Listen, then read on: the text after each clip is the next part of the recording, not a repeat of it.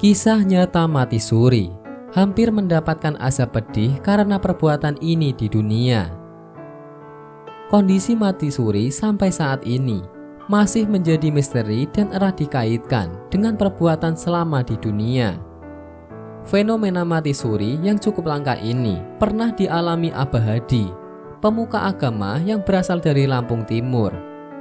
Dalam istilah medis, mati suri biasa disebut Lazarus Syndrome, sebuah kondisi kembalinya fungsi jantung dan pernapasan. Sedangkan menurut agama, mati suri adalah kondisi tali roh terlepas, tetapi jenazah masih hidup karena ujung lainnya masih terikat, mirip seperti orang tertidur. Saya mengalami mati suri itu 12 jam. Waktu itu, saya mengalami kematian dan merasakan roh saya keluar dari tubuh, ucap Abah Hadi seperti yang dilansir mapaibandung.com dari kanal YouTube Aida Aifah pada Jumat 4 Maret 2022. Abah Hadi, seorang penceramah di daerahnya, merasakan mati suri yang mengerikan dan tak pernah dilupakannya. Narasumber dapat merasakan dirinya tengah dimandikan, dikafani, disolatkan, dan dimasukkan ke dalam keranda, digotong sampai pemakaman, hingga kemudian dikubur. Peristiwa tersebut sangat nyata betul. Setelah jasad saya mengalami kejadian yang sangat-sangat menegangkan dan menakutkan, tutur Abah Hadi. Menurut pengakuannya, saat di alam kubur ia mengalami berbagai kejadian menakutkan yang tak pernah ia bayangkan sebelumnya. Saat saya menunggu malaikat mungkar nangkir, itu rasanya sangat luar biasa cemas, takut, dan segala macam saya rasakan, ucap Abah Hadi. Saya menunggu kehadiran malaikat mungkar nakir dengan hati gemetar luar biasa, sambungnya. Cukup lama ia menunggu kehadiran malaikat tersebut, tetapi tak kunjung datang. Dalam keadaan seperti itu, Abah Hadi melihat sebuah kuali dan cawan yang sangat besar berisi air mendidih di atas kepalanya. Kuali tersebut berisi air yang sangat panas dan mampu melelehkan apapun yang dilewatinya.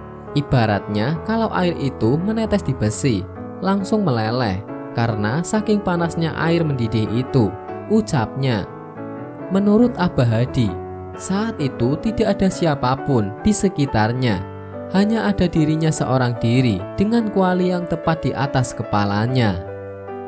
Karena ada kuali di atas kepalanya, dengan sendirinya kepala saya bergerak melihat ke atas. Kemudian mulut terbuka menganga lebar, tuturnya. Seperti orang yang kehausan, dan tahu-tahu kuali itu miring, seperti ingin mengalirkan airnya, sambungnya.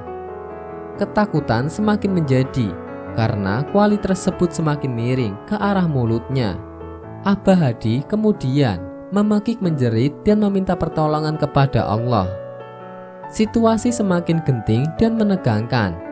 Tak lama ia mendengar suara teguran berupa kutipan ayat Al-Quran yang artinya amat besar kebencian di sisi Allah bahwa kamu mengatakan apa-apa yang tidak kamu kerjakan. Kenapa saya ditegurkan seperti itu? Saya teringat dan menyadari yang dilakukan di dunia ini, tutur Abah Hadi. Selama ini saya senang ceramah dan khutbah mengajak kebaikan. Ternyata ceramah yang saya lakukan selama ini belum pas dengan perbuatan saya, sambungnya. Singkat cerita, salah satu anggota keluarga Abah Hadi mendapatkan firasat keberadaan dirinya yang masih hidup. Mereka membongkar makam dan mengeluarkannya dari alam kubur. Saat saya sadar, semua orang tercengang, campur takut karena posisi saya sudah dikafani. Jadi tidak percaya kalau saya hidup kembali, ucapnya. Di akhir kisahnya, Abah Hadi masih memperbaiki diri agar siap menghadapi kematian yang sesungguhnya. Namun, usai kejadian dan pengalaman mengerikan mati suri tersebut, Abah Hadi tidak mengisi undangan ceramah sampai saat ini.